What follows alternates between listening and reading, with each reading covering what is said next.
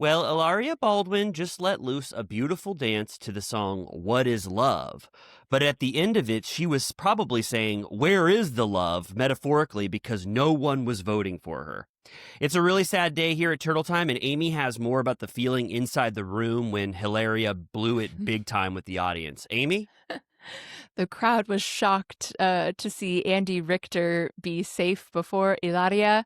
Although personally, I enjoyed that because I'm rooting for Andy.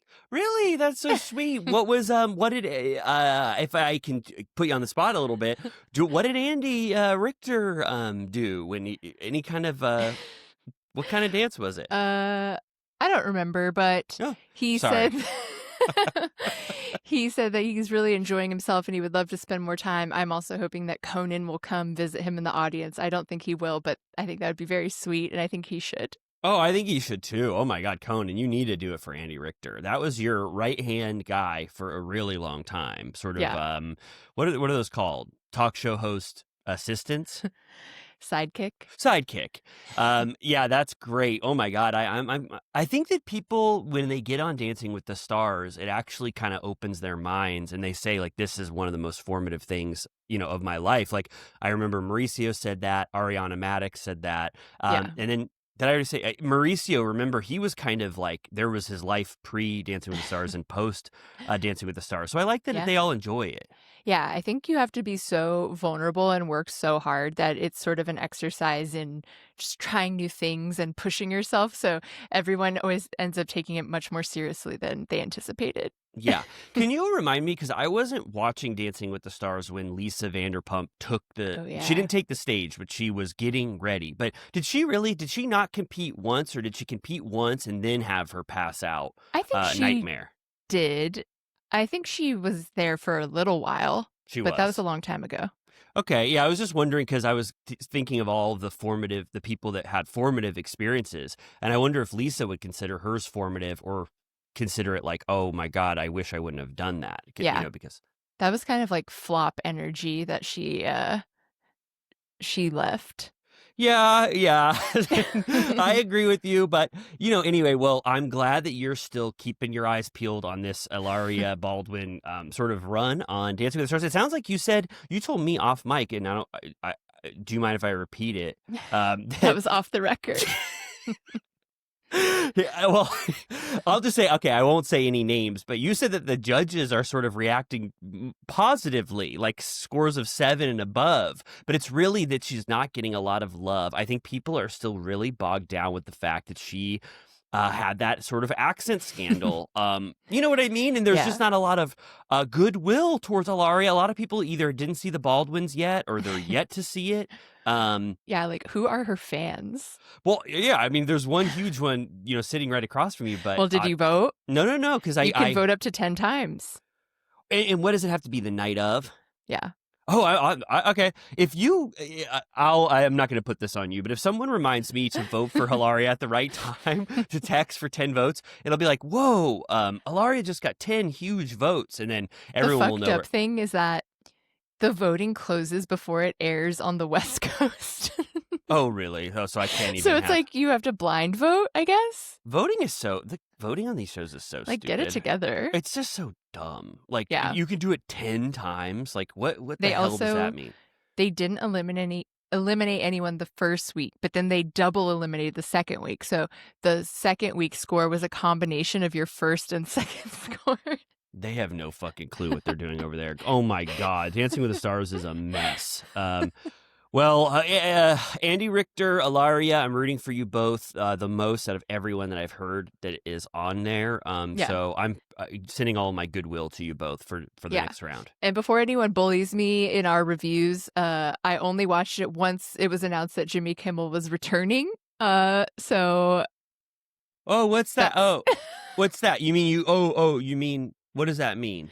I was in solidarity with Jimmy Kimmel, but then Dancing with the Stars was on the same night that he returned. Oh, okay, all right, okay, good, of course. Oh my god, I forgot about that. Oh great. Oh, yeah, okay, so yeah, you didn't do anything wrong. Okay, so say hey, all right, so say hey, don't give I'm us any bad absolved. reviews. Yeah, I gotta tell you this. Apparently, not only dinner bells were ringing at John and Vinny's, but love bells were ringing at John and Vinny's because Sydney Sweeney and Scooter Braun were seen eating a big pizza there. Did you hear about this?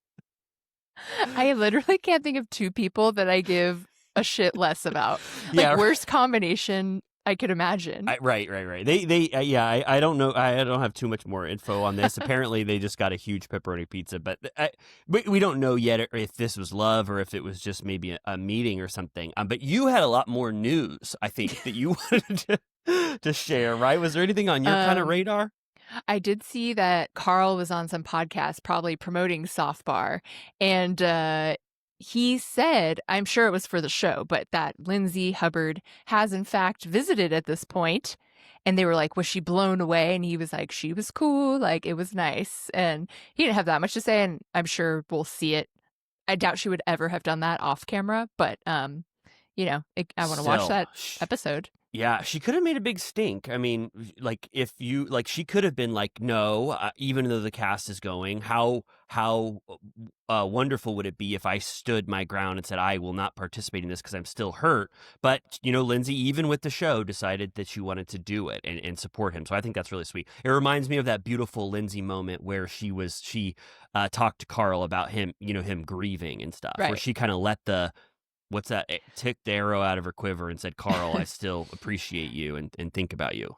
It is weird. The further we get away from them having been together, the less I can't even believe that they were ever together, and I can't even imagine still being pissed at him or for them to have animosity, because it's like we're in like a totally different timeline. I can't even imagine that you were together. So I hope they could just move on. Yeah, I agree with you. And it looks like Carl had a little, what's it called, glint in his eye when he was talking on Page 6 radio when he said this. He was just like, yeah, you could tell that he wants to move forward and he would love to have Lindsay back in his life. It's just Lindsay kind of, whenever she's ready to be like, oh, I still love that guy, Carl, as a friend for the years that we had as a friend. But that was Yeah. wonderful. What an exclusive from Page 6 radio. That's huge. Oh, my God. Oh, can I burden you with some news? Please. People Magazine, in an exclusive, just revealed about 30 minutes ago, I'd say almost 30 or 45 minutes of our recording, that Dorit's memoir has a title and a cover, and it honestly looks beautiful and amazing. Do you want to pull this thing up on your phone? I just sent it to you. Unburdened. Unburdened. If I was like a salacious gossip hound, like if I was Page 6 news, I'd be like, unburdened. What were you previously burdened by? PK Kemsley, or Yeah. Paul Kemsley, as we know him, PK, and this is her unburdening from him. But we got to see, everyone go look at this cover. Dorit looks really cool on the cover. Do you think so? Oh my God, go on YouTube. Oh yeah, this looks amazing. Unburdened. Top comment, Bose. You already know I am cheering, hollering, crying, jumping up and down, and all of that. Congratulations. Oh my God. Well, this is great. I mean, this is huge. We knew that a memoir was coming out, but to see like what this looks like and when it's possibly going to come out is a really big deal. I love it. Yeah, it's just called Unburdened, a memoir. We'll see about that. I was listening to Jamie Lee Curtis on WTF yesterday. Oh, really? And she brought him a gift, and I was like, oh my God, is it a fucking wind chime? And yeah. it wasn't, but I was like, I really was going to scream if it was. If it was from that collection that she was debuting for the Real Housewives of Beverly Hills. What can I ask? Do I need to listen, or what was this gift? It was like, I don't know, what charity was the wind chime for? Do you remember? No, so it was a part of that, but it was either that or she's a different charity, because I couldn't remember. It had something to do with grief, and he gave her a little a little statue thing that had to do with grief. I don't know. They had a heart to heart because his girlfriend died, and it was sweet. All right. Wow. But yeah, I was like, if it was one of those items that she gave the housewives. That would have been sick. Yeah, that would have been so cool. And then he didn't know it, but he starts saying, "Oh my God, that is so chic. That's so chic." And then Jamie Lee Curtis goes to him, "Oh my God, Mark, you said the exact same thing as Dorit when I showed this 4 years ago on Beverly Hills. That would be really fun." When is Mark shutting the airwaves off? Maybe, did he say maybe like a month or something? Wow. Okay. Wow. So 4 more episodes of Mark Maron I have potentially. my AMC tickets to go see his documentary.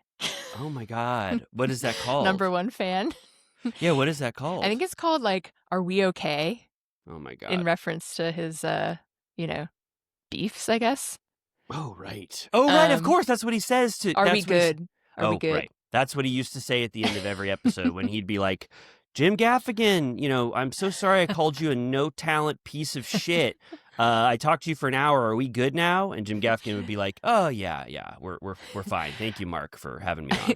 I just saw him do a little bit about he was like talking shit on all the comedians that signed up for that Riyadh Comedy Festival, and I was like, would me and Riley do the Riyadh Comedy Festival?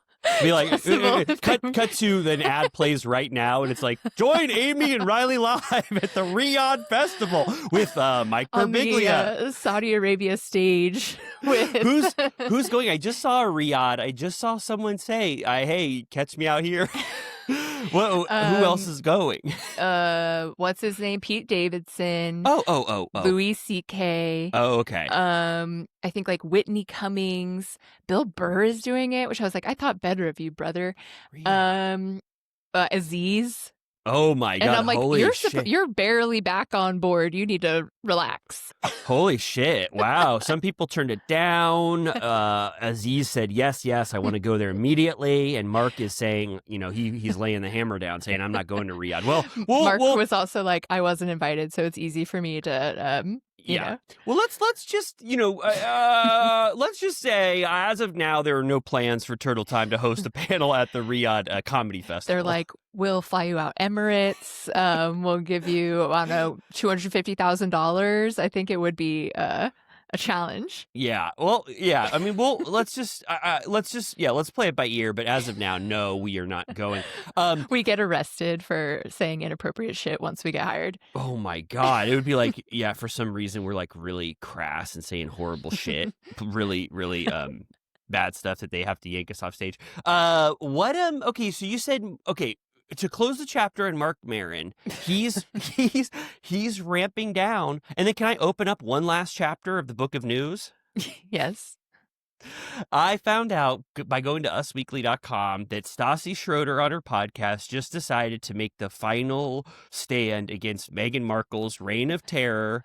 She decided to unfollow Meghan Markle on Instagram because Meghan Markle was giving out a bunch of PR packages to all of her biggest fans, and Stassi Schroeder did not get one. And as we all know, Stassi Schroeder is the biggest champion of Meghan Markle, and so she finally had to lay the hammer down and say, I don't want to participate in Meghan Markle's life anymore. She's too aggrieved that Meghan Markle didn't have a... Yeah, I swear, I'm almost 95% positive of this. Has she gotten stuff from her before? I think that it's just that she found other people that are of sort of similar ilk that are in sort of Stassi's arena that are getting Meghan Markle beautiful packages, PR stuff. The jam. Yeah, the jam and a bunch of stuff like this. And so Stassi said, I am your biggest fan. As people were waffling when she did that show about cooking, remember when she said, there was this clip that people took out of context where she was like, give people, when people come to your house, give them pretzels and chips and dip. And then she goes, my little secret is I buy the chips, but don't tell anyone.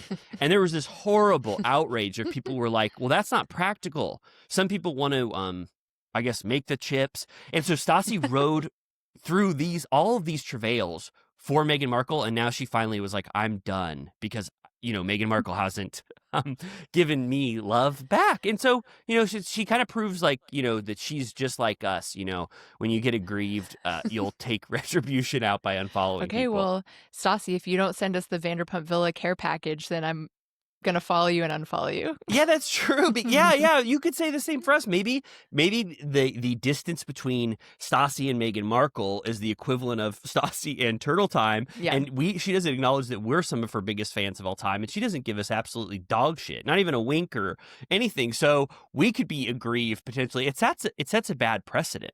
Yeah, it's true. To be like, I'm aggrieved. And Meghan Markle's probably going, I don't know who the fuck gets my PR packages. I don't do that kind of stuff. Yeah. So that's the rant I wanted to go on at the end of the news segment. Anything that you have to share about that?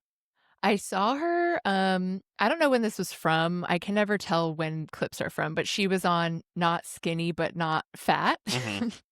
And she was talking about pickups on Vanderpump Rules. Whoa. And I thought that was interesting because on Patreon, well, this is I guess a tease because the episode I'm referring to doesn't come out till Monday, but we were talking about how there's a scene in Mexico season 7 where Ariana has a mole, but earlier in the episode she had a Band-Aid where the mole was, and I've been paying very close attention to her skin cancer journey because in retrospect, we know that she had like a melanoma that she had to have removed. So I'm like obsessed with it.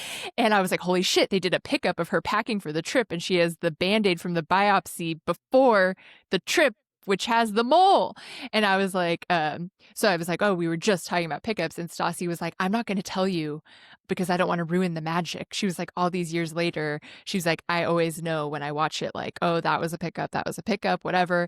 And the host was trying to get her to admit what moments were, and she was like, I'm not telling, it's too sad for the fans. And then but she did confirm that the scene where Sandoval yells at her about the book signing at Tom Tom is 100% real.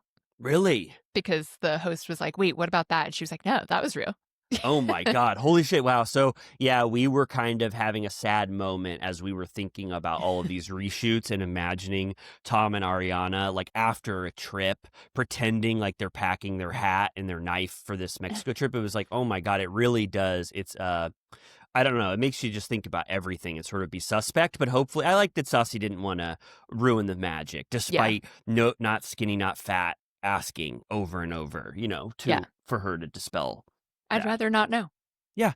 Well, great. Oh my God. Well, I think that, we covered everything that we set out to cover news-wise. And I don't know, do you feel like it might be worth possibly popping over to Real Housewives of Orange County to discuss this week's episode? Yes, let's do it. What was this one called? Defense is the best offense. This one had something kind of funny in it.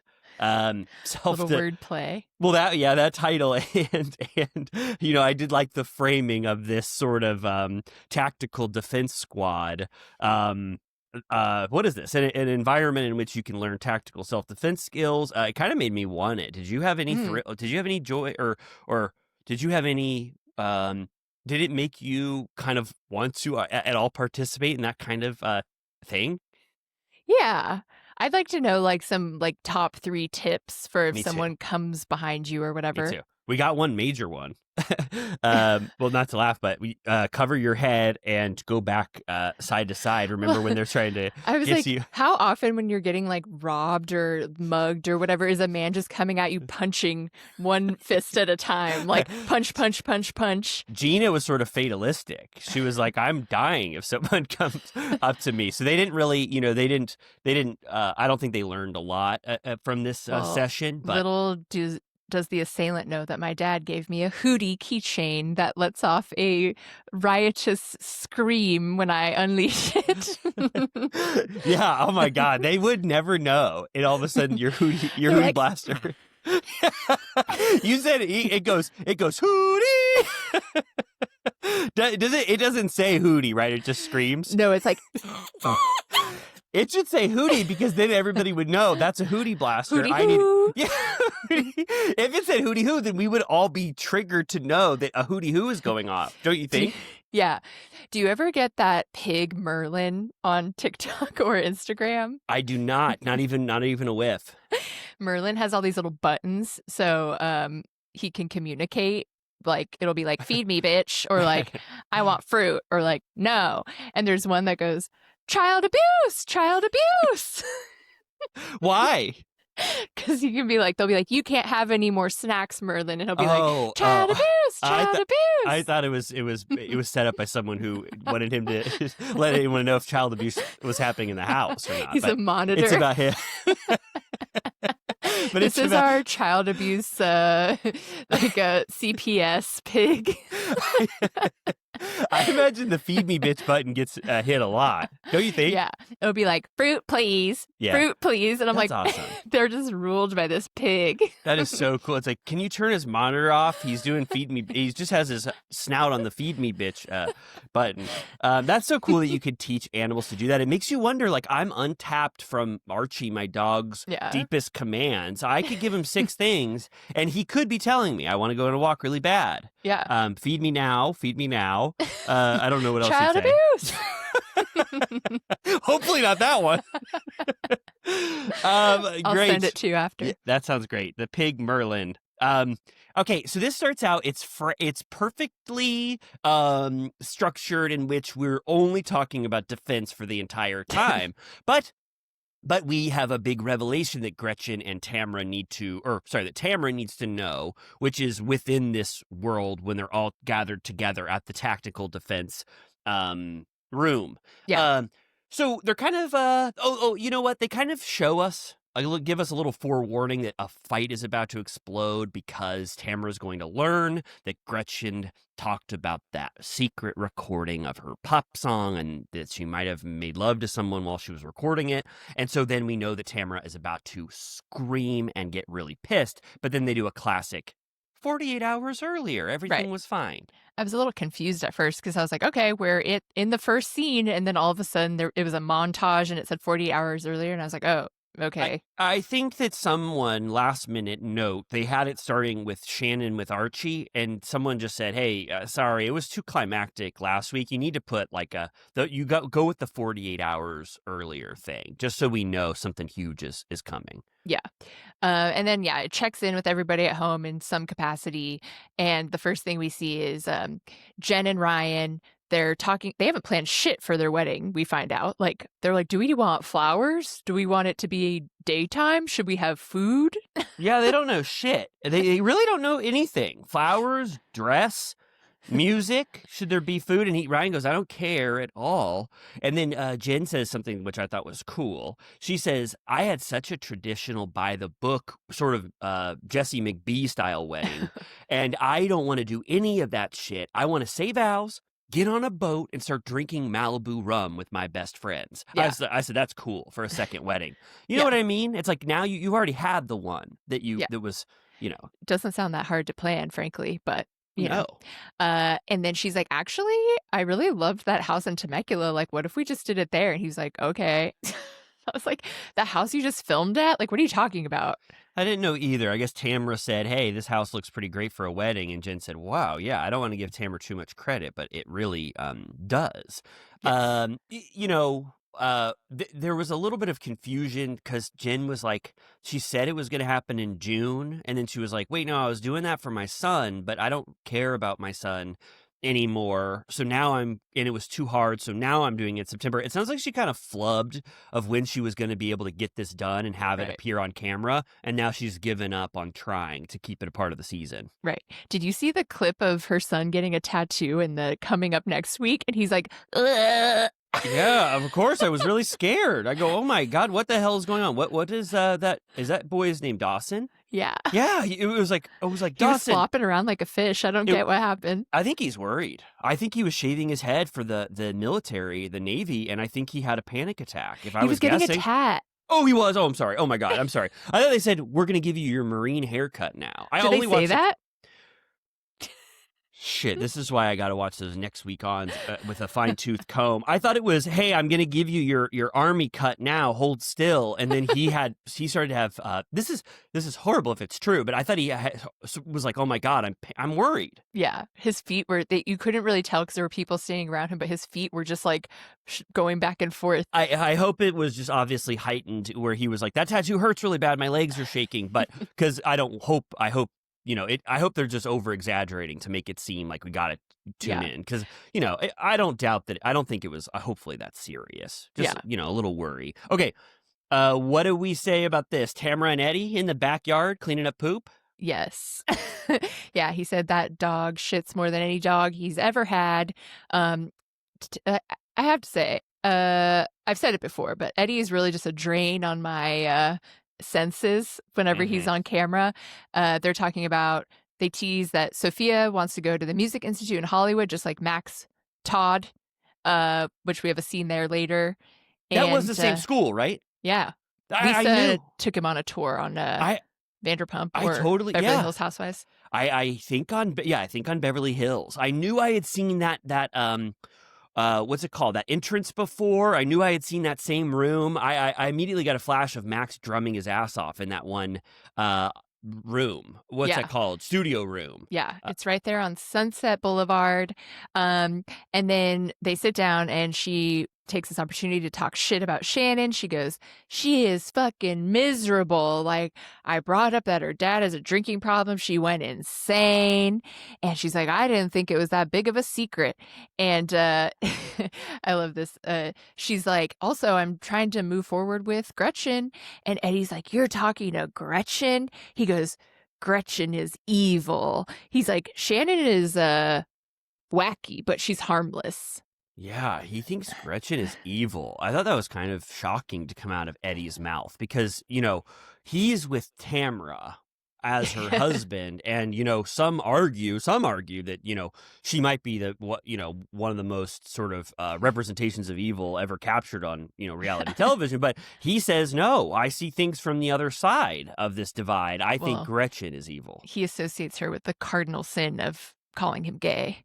Right. So she's evil to the highest regard. Yeah. And then that's sort of his sort of evaluation of people. I don't really take too much stock in what Eddie thinks or feels about anyone. No. He could say anything about anyone, and I'd be like, I don't know where you're coming from. I don't know your scale of justice. Yeah. I don't know anything about you, and I don't appreciate your commentary. Yeah. They showed when he's like, after everything she's done, they show that old ass clip of that OC, that gay intelligence that they have where he goes, I saw him making out with a guy. Yeah. And I was like, wow, okay, well, that definitely happened if that guy said that. I was like, proof, that's proof, I said. Okay, and then Gretchen and Slade are having a similar sort of mirror of this conversation with each other. And Gretchen goes, do you remember when I only wanted to talk about Tamra singing like a drowned rat at that studio session? Tamrat sounding like a drowned rat when she recorded. And you, Slade, when we called you brought up this sex with this Gen X boy band member. You did that. And she goes, and I'm very mad at you for bringing that up, for sort of lumping in my fun, campy gossip with some salacious, horrible recording of illicit sex that's an affair. She goes, I'm pissed at you. And Slade goes, oh my God. What did he say? He goes, I hate her so much that it's so hard for me to keep it in. And she does so much to me. And I have so much hatred. So I am righteous in my fury towards her, and who cares? And then Gretchen goes, Slade always goes too far. He's in the fucking doghouse now with me. Remember when he did that Michelin Man comedy? And then they show it again 2 episodes later. He goes, BF Goodrich is looking for a new mascot after the Michelin Man retired. And I guess it's going to be Tamra Judge. And then they show... Jimmy saw me. He walked through when that played. And he's like, what was that? I was like, comedy?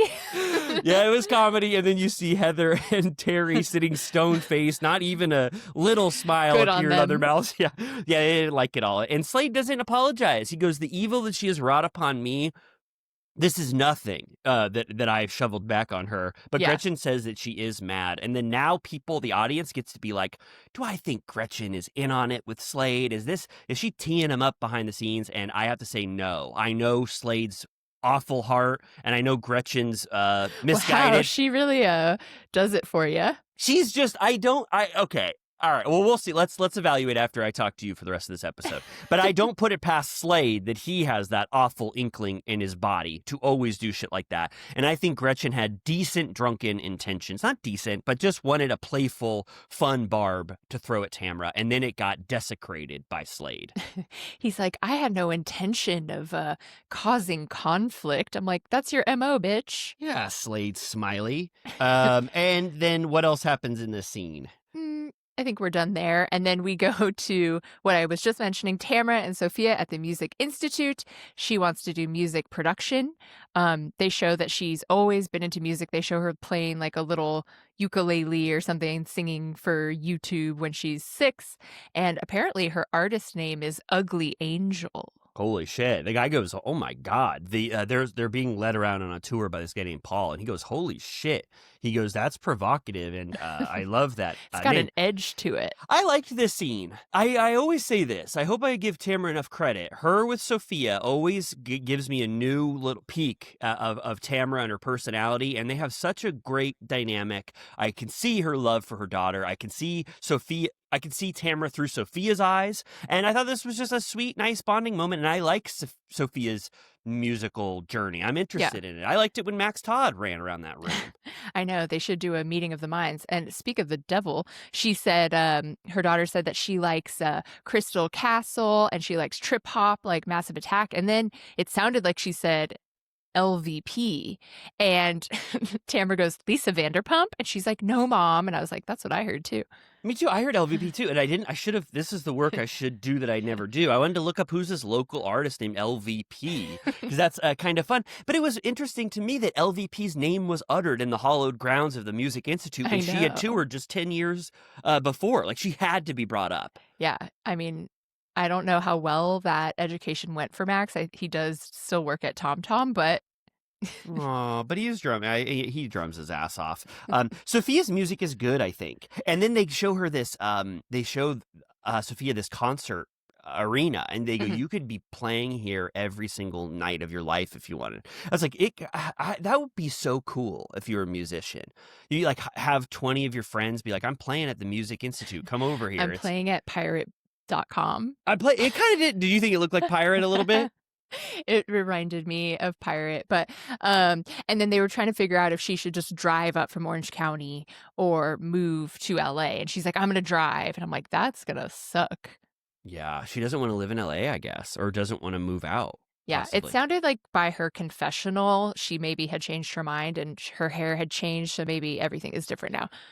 Yeah, there was a lot of mothers and daughters in this. I don't think I'm saying anything too wild here. Every confessional, multiple confessionals had people with their daughters, and there was a lot of mother-daughter scenes. Like I don't know if it was synchronicity or if it was an established intention to like show them with their daughters. Because then we get Jen Padrante's daughter, who I don't see a lot, Everly. Going to, what is this place called? We see this a lot, right? That med spa? So yeah, she went and got a facial with her daughter and sat in the room during her facial for some reason, but they used it just as a scene to talk about, I don't know, like gossip about her wanting a boyfriend. And then they talk about how her daughter feels about her getting married. And at this point she goes, I want my best friend by my side. Will you stand with me for my wedding? And but then later in the conversation, she says that she wants to marry her best friend, which is Ryan. And I was like, which is it? Oh my God, I didn't even notice that sort of foible on Jen's part that she labeled two best friends. I did think it was sweet, though, this conversation that Jen had with her daughter, because her daughter just immediately starts to cry. And I was like, oh my gosh, that's so sad. She's like, are you okay that I get married again? And her daughter cries, and even though she's like, I do want you to get married, it's just, it's overall sad. And Jen says like 5 statements like to reassure her. She's like, I still love your dad. I'm still going to make our relationship work. I want you to see me in this new light where I have a partner and you see me at my best self, but I'll always love you. And I was like, oh, she really like handled this well. I thought Jen having that sort of discussion with her daughter to ease her mind about everything. And the daughter says, yes, I will be your, what was it, maid of honor? Something like that. Yeah, it was sweet. It was a sweet moment. I'm also like, at this point, I don't really like care about Ryan being good or bad. Like, I'm like, whatever. Me too. I'm like, I don't know anybody. Like, I don't know him. I don't know Eddie. I don't know that guy that Marisol's dating when we talk about Miami. I'm like, I don't know any of these people. So I can't form strong opinions. Like, And you thought you knew Todd. I thought I knew Todd. I guess that's kind of what I am. I'm like disillusioned by what I You learned think you about know Todd. somebody. Yeah, I thought I knew this guy named Todd Nepola that I loved and I kept championing. And now he's like suing Bravo. What the hell? More to come on that. Yeah. Okay, so now we get to United Defense Tactical. This was cool. This place was awesome. I want to do this Where with you is this? I'm sometime. gonna look it up. United Defense Tactical. Costa Mesa. Oh, awesome. Well, we could get there with a skip of a stone, 35 minutes or something. I really want to go, and I love that Gretchen decided to emulate Laura Croft from Tomb Raider. I thought it was odd, but I love that everything rhymes in Bravo Universe, because on Patreon we talked about when Sheena took a provocative photo of herself holding a knife, and she sent it to Adam, and she dressed like Laura Croft. I go, oh my God, how many times are we going to hear about Laura Croft in the last couple of weeks? So I liked that part of it. I don't think I've ever seen that movie, either one. Oh, it's amazing. Oh, my God. I played the games, all three of them, and then I saw that opening night. I think John Voight plays Tomb Raider's dad in it. And their scenes were so emotionally vulnerable that the director said that he almost had to stop filming them because it's like on Golden Pond. What is that? With Jane Fonda and Henry Fonda? Oh my God, is it? And they have scenes together where they're sort of pretending or talking like they are parents or a parent-daughter. Let me make sure that I'm right about John Voight movie. Oh, there's a new one.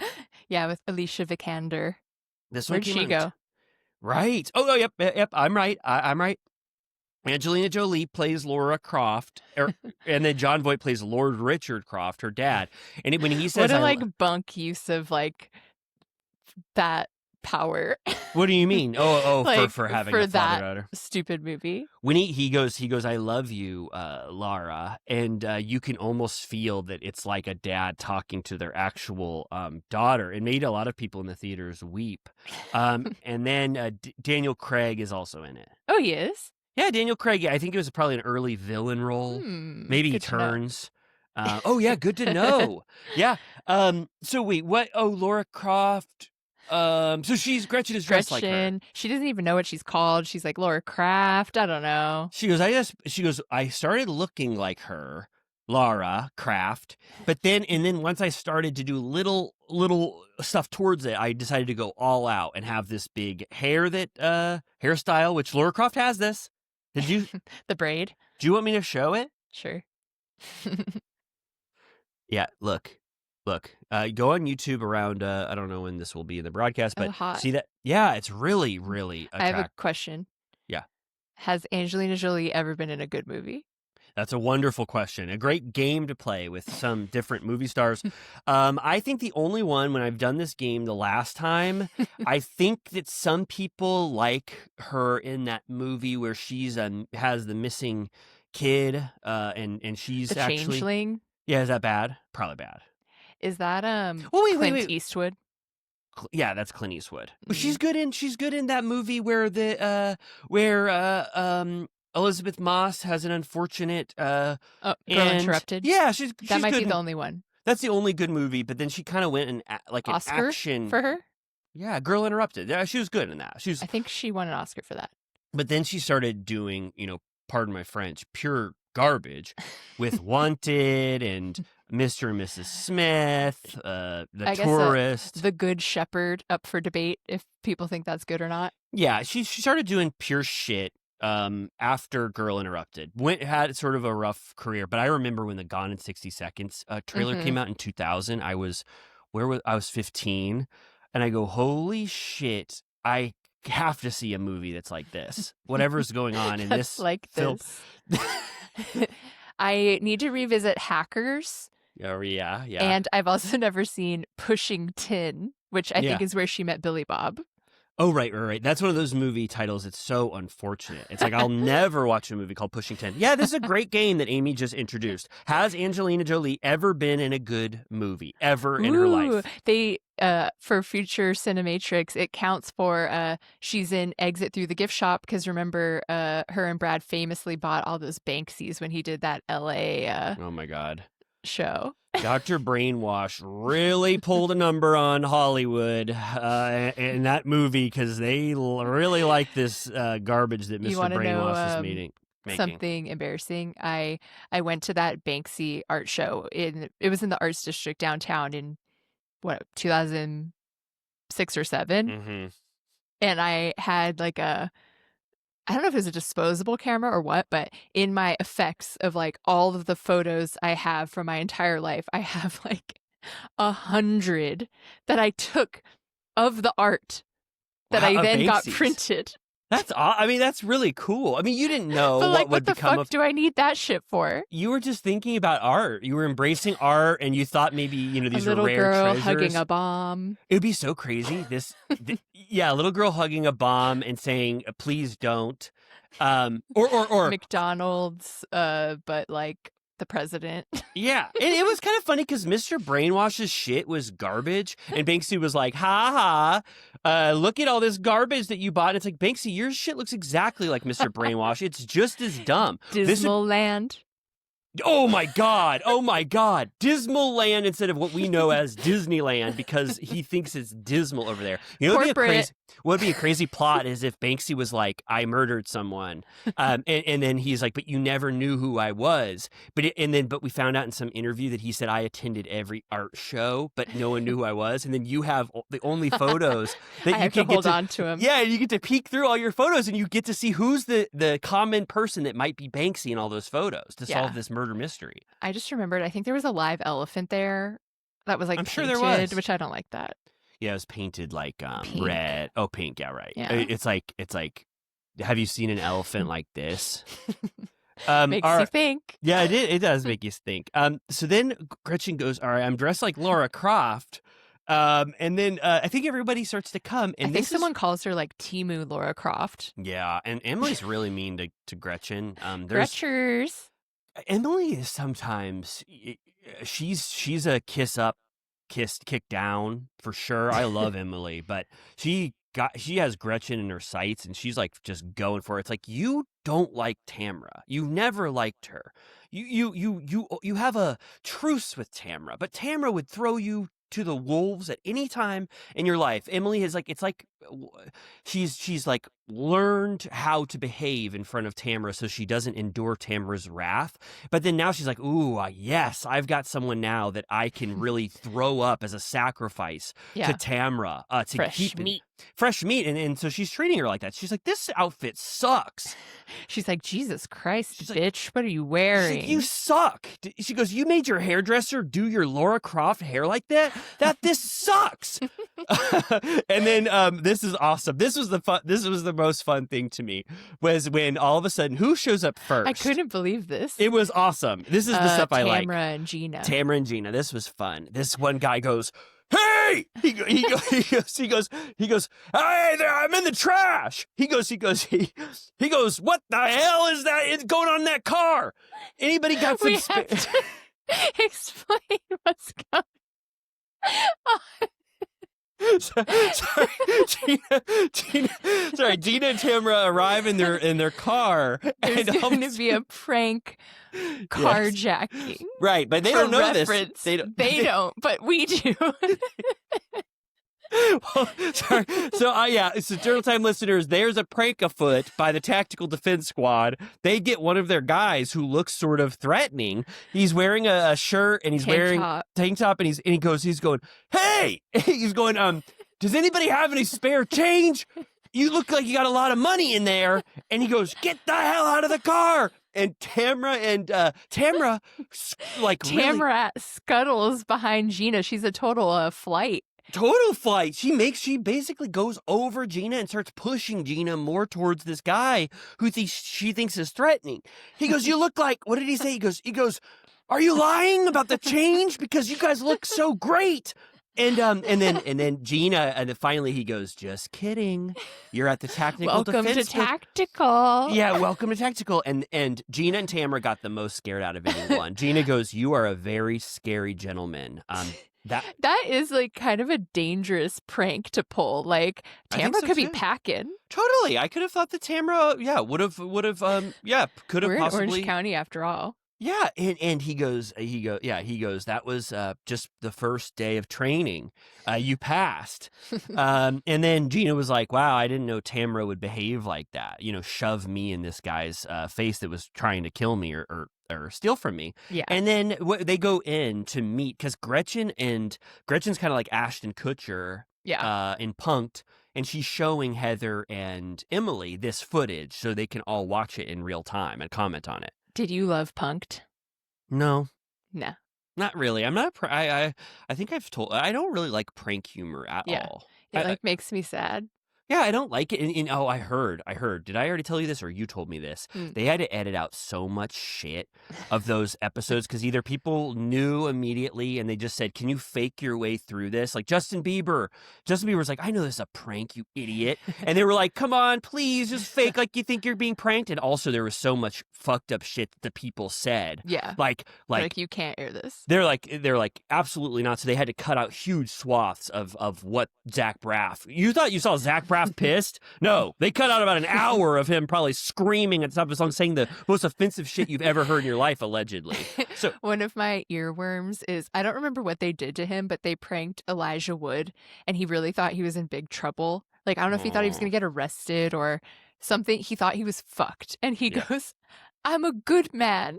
Oh, that is so sad. Oh my God. I love saying that. I'm like, I'm a good man. That's so sweet. He was just like, I'm a good man. Why did this this fate befall me? Yeah, it's horrible. I don't like people. I mean, if it's like the Justin Timberlake one, I could maybe get behind because I'm like, hey, but generally not really. Yeah, I don't know. I don't enjoy people suffering or being embarrassed or not knowing they're on camera. It's such low hanging fruit humor for me. Just pure shit. And then it's really led to like the detriment of social media and society. Now you got these little evil goblins running around pouring chips out on the grocery store floors, pretending like they're pranking a grocery store. It's like horrible. You've seen this horrible. No. Oh my God, the garbage pranks on social media of these morons. It's awful. So it's like there's this form of like elevated pranking where it's like Nathan Fielder. It's like, look how thoughtful this is. I'm the butt of the joke, which is like, think. Yeah, talk about it's kind of like Banksy in a way. But then there's just like it is the worst. It could be the worst form of humor ever. But yeah, but in this case, funny, fun. I love it. And then next come Shannon and Jen. I thought Shannon was gonna fall out of her chair. I thought she was gonna be like, oh. I know, she surprises you, which everyone remarks on. This guy goes, they go, oh, what's he doing? This guy's just ripped a cardboard box in half in front of us. He's crawling around on all fours. Yeah, he barking, and they're like, this guy's really weird. And then he goes, hey, what did he say? He goes, you got any change? You guys got money? And they're like, no. And he's like, in a car like this, you gotta be fucking kidding me. Yeah, and he's pissed. And then he goes, get out. And then Shannon goes, I was functioning frozen after the fact. She goes, I was calm, but deceptively calm. I was, spinning out from this. But then, they don't like this when they come back. Like all of them are kind of like, that was horrible. Yeah. Tamra is so pissed that Gretchen was the mastermind behind this. Tamra is like, almost like, am I going to sue Gretchen for this? Yeah, she was really mad. I bet she like made a stink to the producers. It looked like she was actually mad. We also this comes up later, but Gretchen tells the tactical people that she likes doing self-defense because she has 7 counts against a certain individual for stalking and harassment, and that she sued them and won $500,000, which Tamra says there's more to it, which comes up later. It goes all the way to Bass Lake, which I was like, whoa, I did not remember that part of it. So we'll talk about that when it comes up. But Yeah, me neither. And then even Shannon, like this is scary shit that comes with fame. Like unfortunately, but like even Shannon has like not a mild, but like a stalker that like yeah, says he knows where he. I mean, even remember even Cole McBee, who's barely famous, just burgeoning on fame. He's got some guy DMing him, going, "I know where you are. I online heard." stinker. He's like, "I heard you're in Nashville this weekend. It'd be a Doesn't he shame if call him I showed Fatty up." Boy or He goes, something? "Fatty." Yeah, I don't even want to say it, but he goes, "Fatty, good morning. I've heard you're in Nashville. I can't wait to take a drive there and meet you." It's like, oh my God, I would just die. I would just die. If someone sent me that for 1 Don't second. check your requests. Yeah, no, I know. That's what I'm saying. This guy goes, "Hey, Fatty," every morning to Cole and says he knows where he is at all times. It's really scary. I would not fuck with the McBees.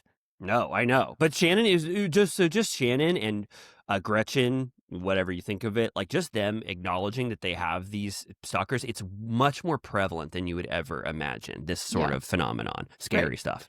Yeah. Okay. So then they do, I thought they were actually shooting guns, but they were like fake guns.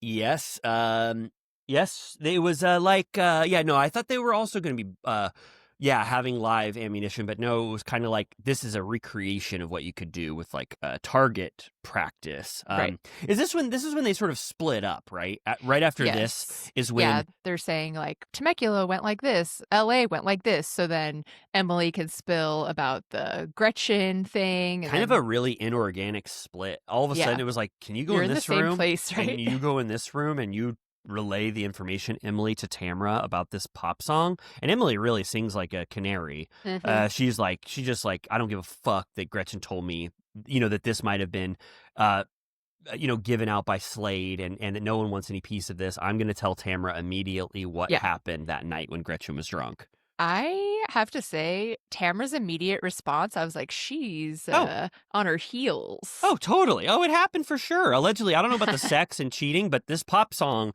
I don't know what the hell she was talking about. Emily goes, "Yeah, so they talked about you having a pop song." And she goes, "I think it was a recording to go within a house." And I was like, huh?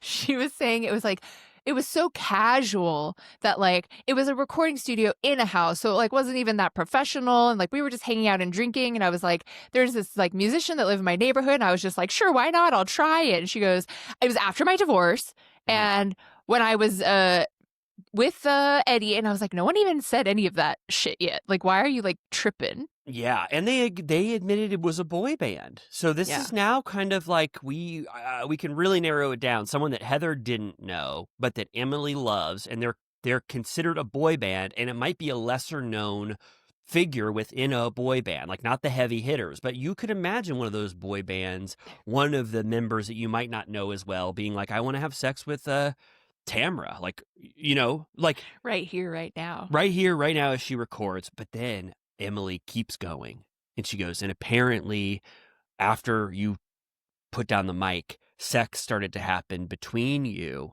and Slade listens to the recording a lot and he has it." And literally, then, how? I don't know. I mean, I guess they're saying you have no idea the treasure trove of shit that gets sent to us all the time. Like, who this boy band member was like, "Hey, do you want to have the audio of me having sex with Tamra?" Or someone who was in the room, a mixing engineer, on like the Silk Road, like the Totally. dark web. He's like, I'll send it over. Totally. They just have this stuff, and like stuff that they would never reveal. There is probably so much shit that we don't know. Like on night. No. Like not. Sorry, not. I don't mean to. I mean like. I bet you that there is just this bottom rung of untapped shit on 50% of the stuff that they just do not bring to the level of Housewives, that they wade in all the time. And that's kind of what Gretchen was alluding to too. Mm-hmm. Basically, like, I'm not going to go so defamatory here. You're lucky that was the only thing Slade brought up, because we have, when we go to our requests, it's a nightmare in there for every other cast member. And then Tamra kind of has the calm demeanor to this one. Well, it's not true.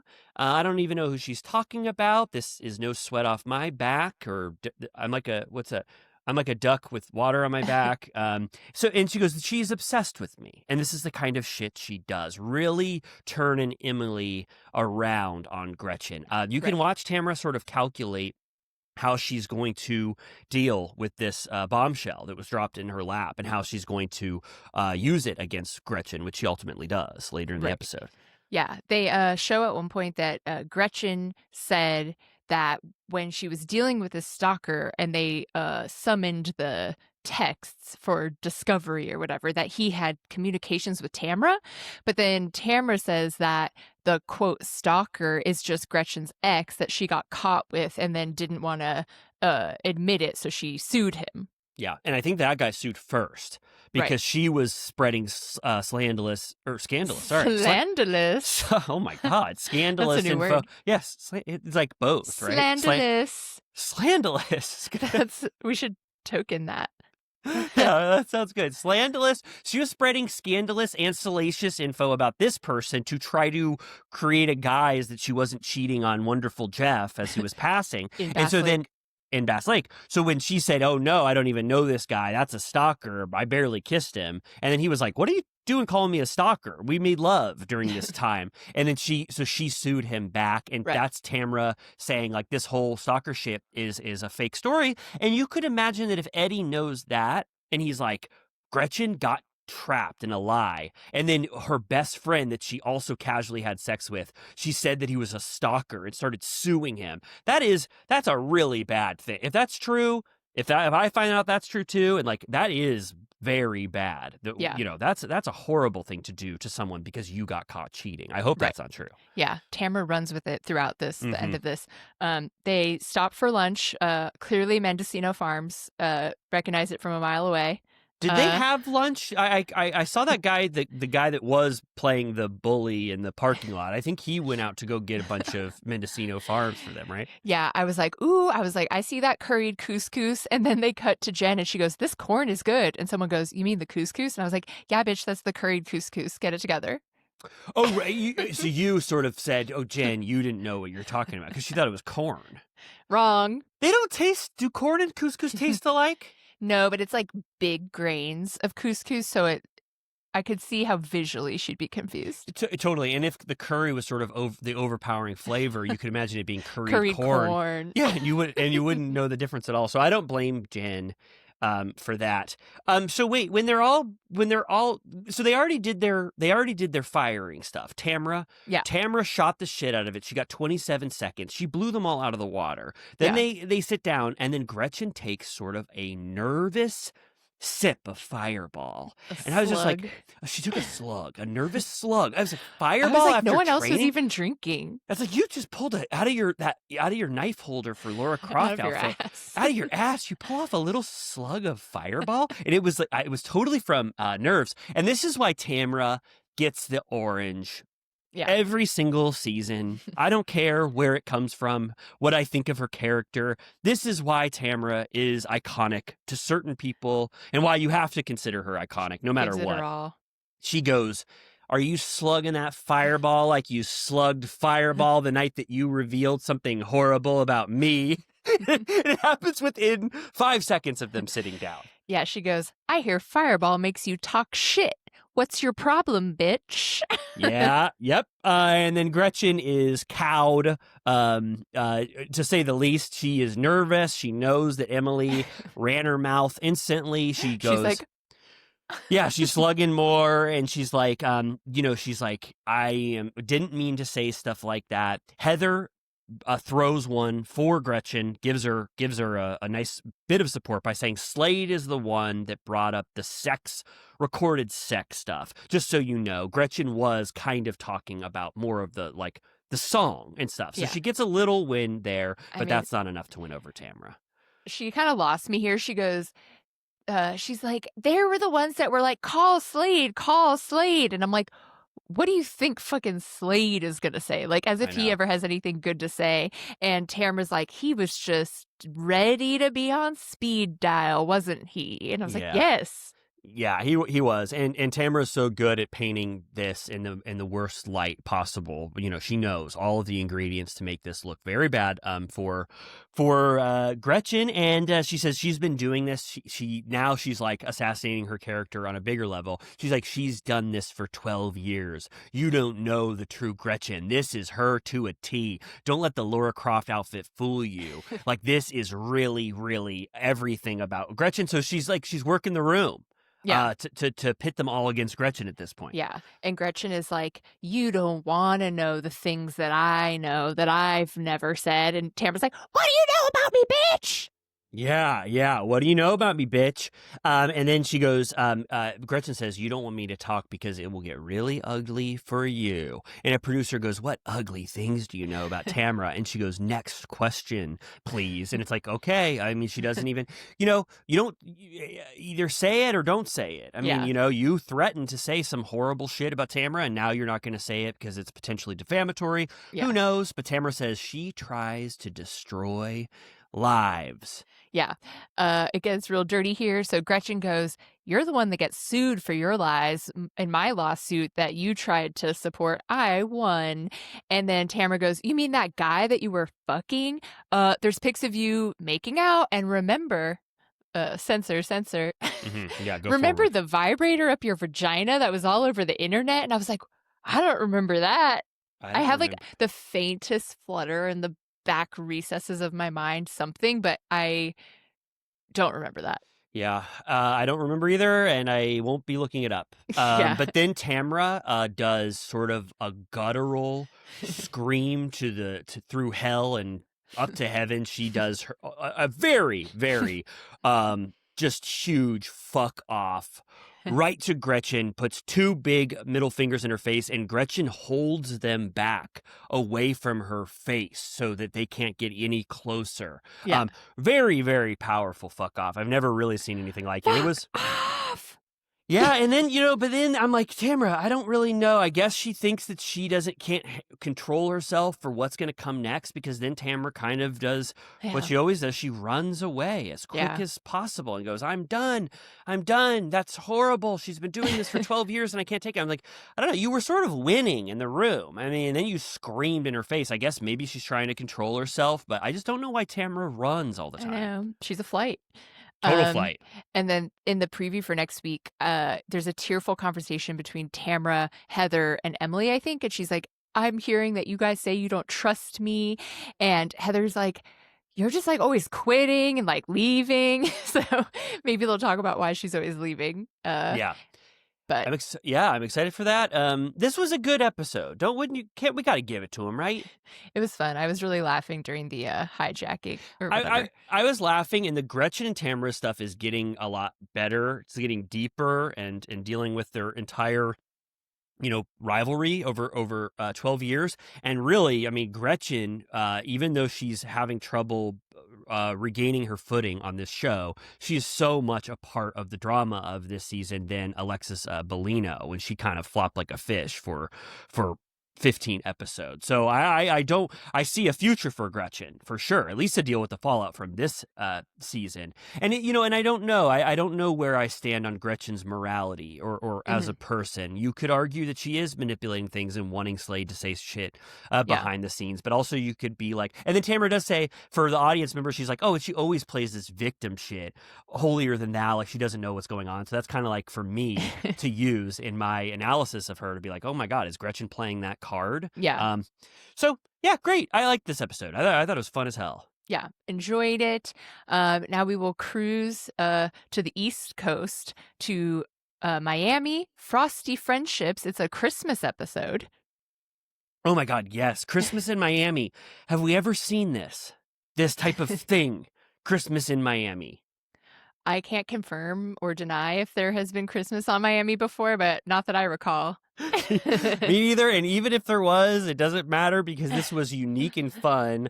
Marisol, everyone is throwing a lot of parties, last minute parties, you could say. Yeah. For some reason, they tried to say that Marisol and Alexia didn't communicate, so they had parties on the same day. And I was like, that's bullshit, right? Just to like get two different groups talking on the same day. Total bullshit. And I almost think I don't know if we talked about this last week, but I almost think Art Basel was going to be the finale, and then they were like, not enough shit stuck or something. We need to prolong this with more stuff and get more of the like Marisol Adriana. I don't know what happened, but obviously it's not a coincidence that Alexis and Marisol plan these parties on the exact same day. No one goes to the other one, the beauty bar happy hour.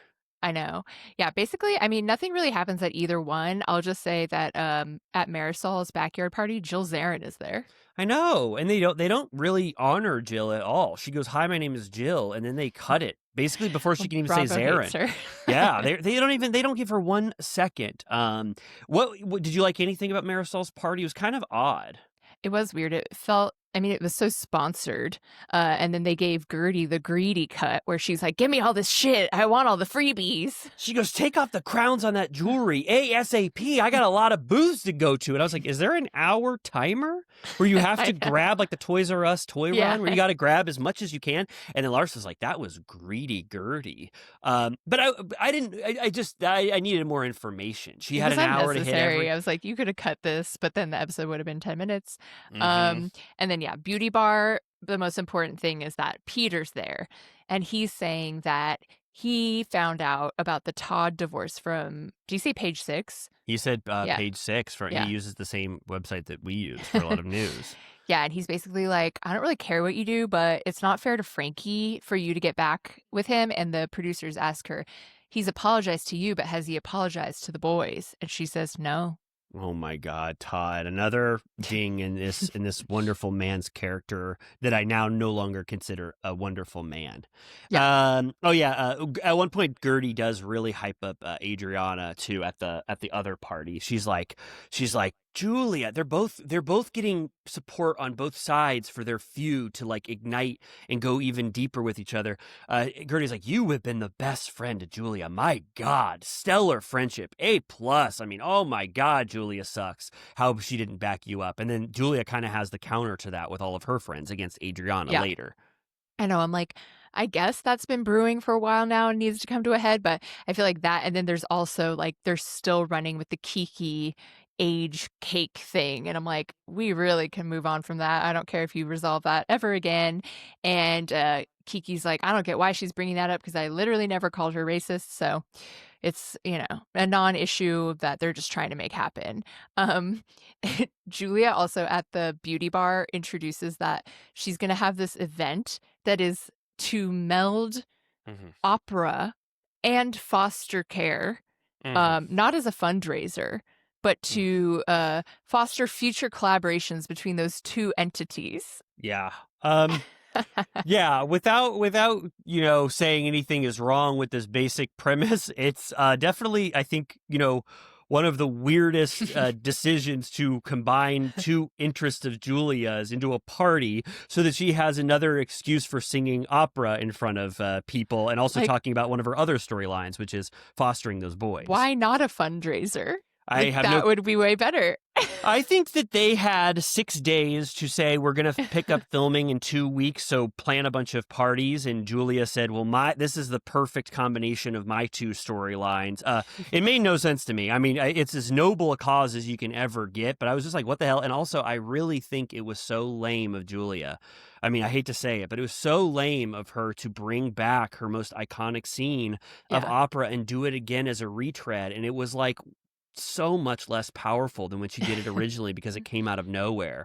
I just thought that was just sort of like, oh my God, like really scrounging for another moment just like that. And so it seemed very just ham-handed, this entire event, to try to showcase that again. I know. I was like, why couldn't you have found like a program where for like kids to have music after school, like literally anything that made any sense whatsoever, not just like my boys love opera. She kind of, I hate to say this, but she gets, she'll get away with it because like you have like Marisol crying after and stuff. It's like, it's so noble and beautiful that no one wants to even like poke fun in any way, even though it seems sort of odd. The singing, I don't know. It didn't have at all the same effect that it did for me the first time hearing it. And they also, I think they try to make a huge deal. I got to defend Adriana for a second before maybe I don't get to defend her again. But Kiki and everyone is saying, "Oh my God, this is the most beautiful event. This is, so monumental for you. What the hell was Adriana's excuse for not coming?" And Julia goes, "Oh, I don't know, that she's practicing with a 12-piece band for the other party that we're going to tomorrow. And I gave her 12 hours notice before this spur of the moment party was planned." And then they all go, "Oh my God, she's horrible." Kiki goes, "That is a horrible excuse. Oh my God, practicing with a band? Oh, that is so shitty. Couldn't she have rescheduled that?" And I was like, this is the best excuse in the world. I know this thing came off out of nowhere. Adriana goes, you didn't even tell me you were singing at this event. So Adriana is completely in the clear from this accusation that she didn't care about Julia. And they really try to make a meal out of it for the rest of the episode. It's like the whole thing. Okay, so then we go to Shoma Bazaar, whatever that really is. I don't know. Just a party at the place that Stephanie owns, I guess. Yeah, I don't. It had a sign, didn't it? Did she put up that sign? It said Shoma Bazaar. Yeah. Is it like in an apartment building that she owns? I think it's like Bravo Bazaar, where it's like, that's what that's called, right? Yeah. Yeah, Bravo Bazaar. I think it's like if you live in Shoma apartment, you go down and they go, "This is a bazaar," but tongue in cheek, it's a bunch of stuff that you can get like that, like those wasn't it furniture and stuff? Well, maybe it's like a showroom or like it's like, "Look at this bazaar." I don't know, but I didn't know why there was a sign for it. And then I didn't understand this. Masood doesn't even want to go to the Shoma Bazaar. He goes, "I had dinner." A dinner plan? I was like for the finale? I don't understand. Like someone didn't want to go to this shit is all over the place. Yeah. But Jody comes. Lisa brings Jody. They say hi to Larsa. It seems like they're okay for now. Nothing happens major in that moment. And then we get Kiki apologizes about the math cake. She's like, and by the way, I never thought this ratchet shit would come up again. Like, I was over it. Like, I don't need to talk about it anymore. And Adriana's like, yes, like, anyways, whatever, let's move on. And then it's like 30 minutes later, and it's Marisol and Kiki being like, "Adriana, why didn't you go to Julia's event? Like, that was fucked up. Like, that's so messed up." And then Julia's like, "Yeah, I texted her after being like, wish you were here, blah, blah, blah." And she never responded. Yeah. Yeah, just I was trying like, to. this is what we're doing for the finale. Yeah, trying to lay it on thick that Julia now has a great grudge to use against Adriana, and Adriana's kind of like, the Shoma Bazaar special was locked in stone for weeks, and now you had some weird event. No offense to that event, that I couldn't go to logistically at all, and now you're using this as ammunition against me. I'm not giving Adriana there's some shit that Adriana does, but this is not something that she should be taken to task for. I want to say one funny thing about Stephanie is that Stephanie is so vibrant and fun and funny, and she's been such an amazing cast member. And for some reason, public speaking wise, she's like a really horrible public speaker. Not horrible, but just like, it's so counter to how I view her. She was like, "And now, please, we have to go to the next room for a song." And then when she was doing the Kiki announcement too about the drink later, she's just so uncomfortable on mic. It was really funny, like a little interesting facet about Stephanie. Totally. I also am obsessed. I feel like Adriana is one of the final bastions of lacking self-awareness. She's making such a big deal about doing this like bunk ass party. She's like, "I have a 12-piece band," and she's 15 minutes late. They're all like, "Where is she?" She's like, "I need silence and dark. I need them to be quiet. I'm getting ready for my moment." It was awesome. And it's like real because they barely had footage of it. It was like they couldn't find her. And she's like, "Tell them to be quiet." Yeah, she was like thinking about her life, like right after, or sorry, right before, like really trying to like meditate and think about this opportunity. And then she was like, "I'm not going out there until everything is perfect." Stephanie was too close to the piano, and then Stephanie was being very fun. She leads an Adriana chant, an unsanctioned Adriana chant, which is pissing Adriana off. Yes. And then she finally comes out, and they're all like, holy shit, these are old songs. It's Feel the Rush from 2012, the first iteration of Miami Housewives. And then, of course, Miami's hot, hot, hot, hot fire. Yeah, which I loved. They did her they really made her audio sound like shit. I was surprised that the producers didn't put a bunch of squeaks and like weird noises in it. Like they never put the live horrible shitty audio like that. It sounded like they manipulated it and put it through some weird bad singing filter. It sounded like such shit. They were just really trying to take Ariana, like just show her in the worst light possible. And I was like, okay, yeah, you thought she was going to sing new songs, not two huge hits. And then she gives her one of the most iconic new songs I've ever heard in my life. I Love My Dog. Yeah. I love my dog. I love my dog. I love my dog. I love my dog. I love my dog. I love my dog. I love my dog. I love my dog. I mean, yeah, like, I guess, it's you can be in two different shoes or be in four different shoes. Being a person that doesn't like Adriana. Is that a new phrase? You could be in two different shoes. You stand in both shoes. You could, yeah. You could, okay, imagine you're looking through the lens of a hater and you're like, Adriana, this sucks. I don't want to hear Beethoven to the tune of I Love My Dog. But for me, who loves Adriana, I thought this was very funny. Yeah. It incorporates her piano playing skills, and she put up visuals of her wonderful dog that they don't even show, that are a huge part of this performance. And then there's like the horrible commentary of them all being like, this sucks. Alexia goes, who sings about their dog? That's really stupid. You can love your dog very much, but I don't think you should sing to it. And it's like, okay, that's the feedback. You can't sing giving Vanderpump Rules season 7, everyone being like, Raquel's having a puppy party. Like, what the fuck is that? Yeah, there are certain cast members that could have done that, and people would have been like, I Love My Dog is the best thing I've ever seen in my life. They all hate it. I wish that I was classically trained in any instrument, because I would do it as a bit. Like, you would never get rid of me. Like, I'd be like, I want mac and cheese for dinner. Do, do, do, do.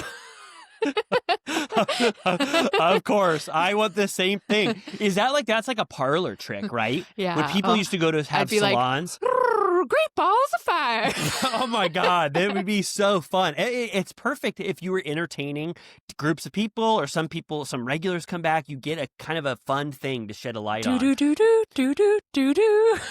It's so cool. And that's what Adriana's piano playing is, a little bit of that. Like, she likes to let it shine. And Julia is trying to make her opera singing her parlor trick that she wants to employ. It's not happening. No, it's not. And then they all talk shit. Larsa especially, she goes, went from Emilio Estevon to I Love My Dog. And then Kiki says, how the mighty have fallen. So they didn't like this. No. And only Lisa loved this. Yeah, Lisa is just kind of like down to clown in general. Yep. Also, earlier, Kiki did confirm that she jumped into a moving Amazon vehicle to flee the scene. She did. That footage that I didn't understand, that we were kind of racking our brains about. Yeah, last week. Yeah, she goes, yeah, I got in. She goes, you need to take me now away from this place. And the Amazon driver was like, okay, I'll keep driving. Yes. Okay, so then we get the Julia-Adriana standoff. It's awkward. Adriana's like, you've been weird lately, and it's immediately contentious. Julia's like, you're the one that introduced me to this group, which is always like the thinly veiled language for like, brought me to this show. Yeah. And she's like, and now you're punishing me for hanging out with them. And Adriana's like, don't gaslight me. Don't gaslight me. Mm-hmm. Everything you're saying right now. Yeah. Adriana, so a part of this is true for me. Adriana did discover Julia. It doesn't matter. Are you owed forever the person that brought you on a show? But I do think Adriana said, I found you. No one would have found you in that piece of shit road, piece of shit apartment. She goes, nobody would have ever discovered you in that piece of shit house that you were living in. I loved the visual, as if like producers are going door to door and they're like, not here.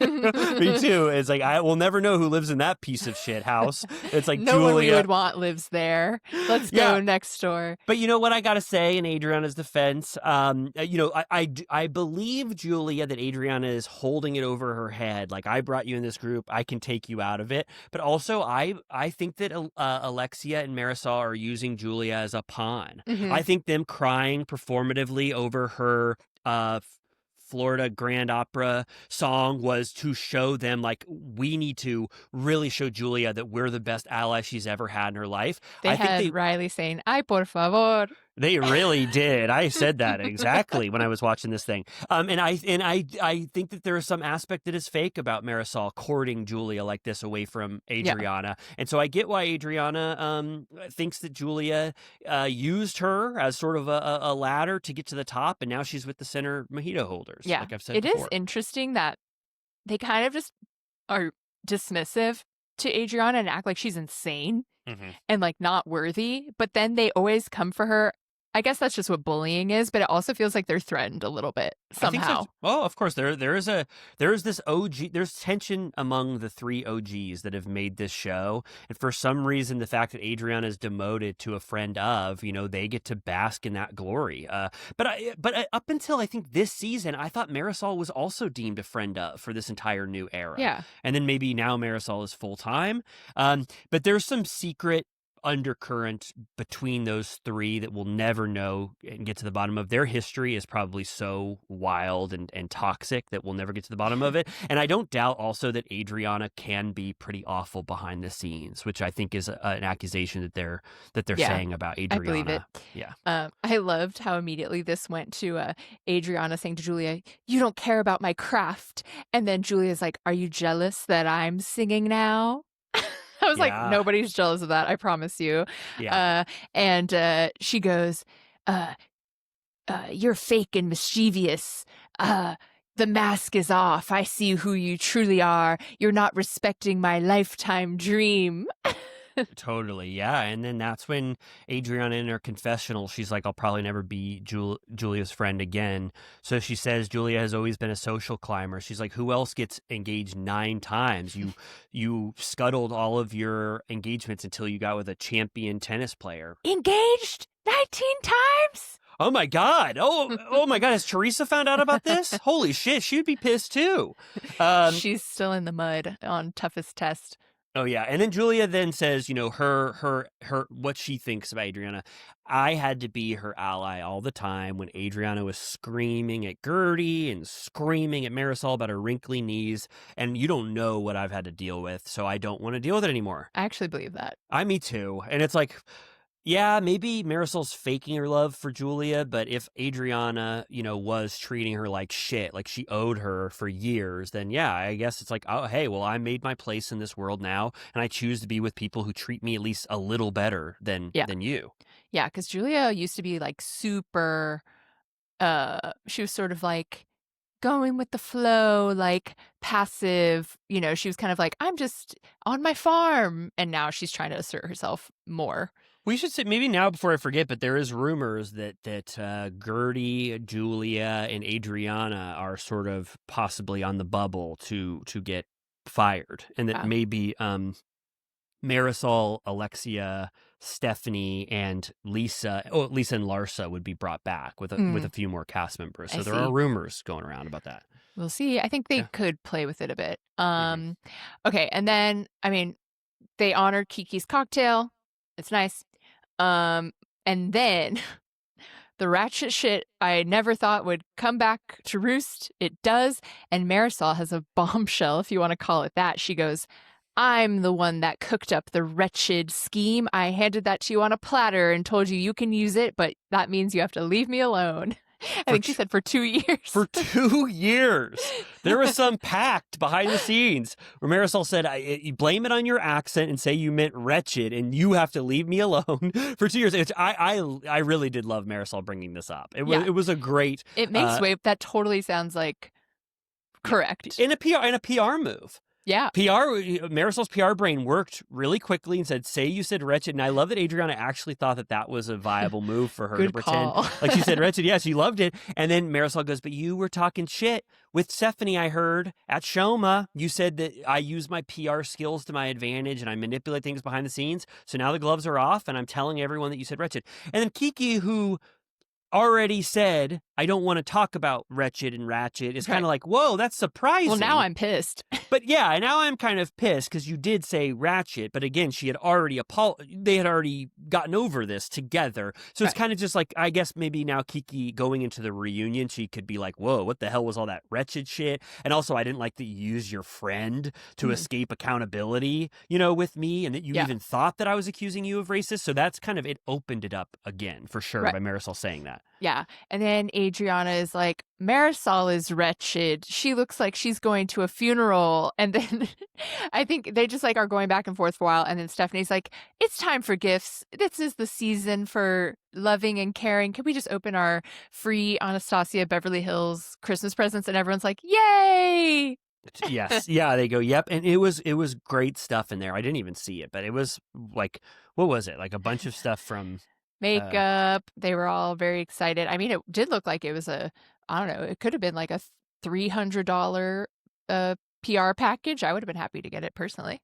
Me too. I would have loved it. And after you just also got a bunch of gold at Marisol's big party, and then Yeah. now you're raking it in from Stephanie's Shoma Bazaar, and it's great. And then we get their closing in, what are those called? Titles, closing credits. Adriana is taking "I Love My Dog" on the road, and she is going to be performing it all over, I think, the world or the country. We gotta go. Yeah. And it says that she does not talk to Julia still. They say Kiki wants to buy a condo in one of Stephanie's buildings, which would be good for the show. Yeah, that would be so cool. She'd be like, the toilet's overflowing, and then Get Stephanie over has to come here. up there. Yeah, Julia is going to continue this sort of endeavor of two things, opera and foster care. Yes.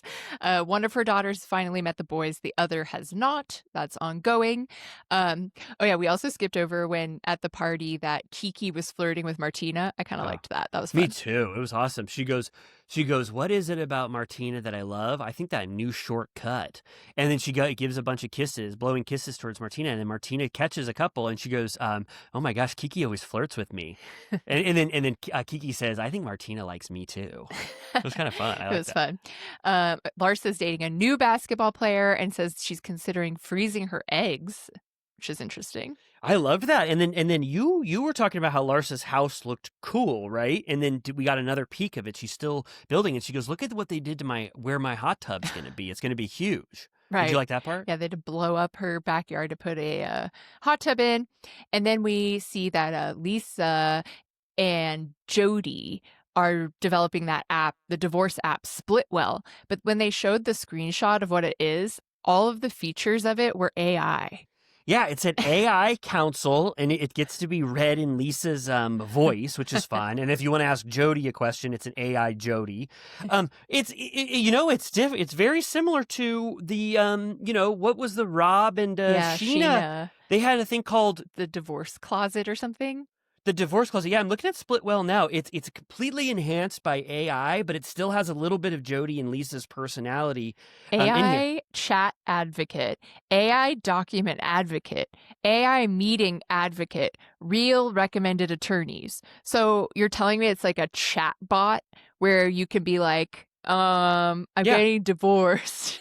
Yeah. What paper do I sign first? And it's like, do you want to talk to Jody or Lisa?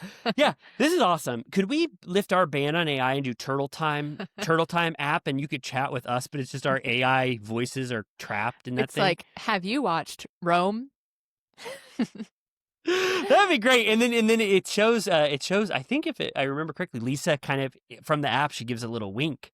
Did you see this? They make a little wink as Lisa winks to the camera from the Splitwell app. So that's kind of a fun thing. I hope they have other irons in the fire besides just that. Yeah. It doesn't, I'm worried about that app. Yes. And then Stephanie has begun speaking to one twin of the twin sisters, but not the other. And then Todd has officially divorced Alexia, and they are broken up for now, but divorced. Yeah, that explained things. That explains why Todd had that that talk to the camera saying, "I'm going to sue the pants off Bravo, and I hate everything." And yeah, so there, I didn't have high hopes after I saw that video that Todd did. So not good. And then a 3-part reunion. It really hinges on Julia saying something about Adriana, which I have no clue because there's no context. Julia goes, Adriana does, and then they bleep it out, and everybody goes, "Oh my God, I'm gonna barf." And then Andy goes, "I wasn't expecting that, but who knows? I have no clue what that's gonna be." Yeah. I mean, nothing can top the letter to Marisol's liver, but they can try. They can try. So I think that with Miami, I think that finale was sort of representative of this season overall. Some kind of rehashing of feuds that we don't care about, making mountains out of molehills, and then also though just stuff that you cannot deny is fun. Like Kiki flirting with Martina is so fun. Obviously, Adriana performing "I Love My Dog" to the tune of Beethoven is one for the books. Yeah. So I don't know. You have to just kind of watch Miami without a huge critical lens and just lay back and let it wash over you, which I tried to do towards the end of this season. It's true. Yeah. It's just a fun one. Add it in. Just even if it's your laundry day one, I think it's just fun. It's just fun. So You got to say it. Let's face it. Let's face it, it's just fun. And let's face it, Turtle Time is coming to a close. We recapped OC, we recapped Miami, the news. Whew. Oh, wow. Oh my God, the news we talked about. And now I'm going to say this. Turtle Time now has a way in which you could become a part of the Turtle Time legacy. That's the Patreon that we have. There are 3 tiers of Patreon where you get sort of a treasure trove of content. You get a Vanderpump Rules recap series for $6 a month, which is very fun. For $10 a month, you get access to a new monthly episode where Amy and I discuss a film that you get to vote on. Yes. And then the final tier, I mean, oh my God, this Lisa's Boudoir tier, $25 a month. You basically say, I'm giving my money to Amy and Riley, and I hope that they do good with it. It's a wonderful tier. And so we love all of our Villa Rosa VIPs. And please join us there if you need more Turtle Time in your life. Yeah. Nothing bad can happen. Only good can happen. Only it can only be. Only thing that can happen is good. Who said that? Never mind. No, wait. What quote was that from? Only good can come of this? It's a thing that can only good can come. Regarding not to get political in the last 10 seconds, but Trump said about Tylenol. He said, "Oh, nothing bad can happen. It can only good happen." Okay.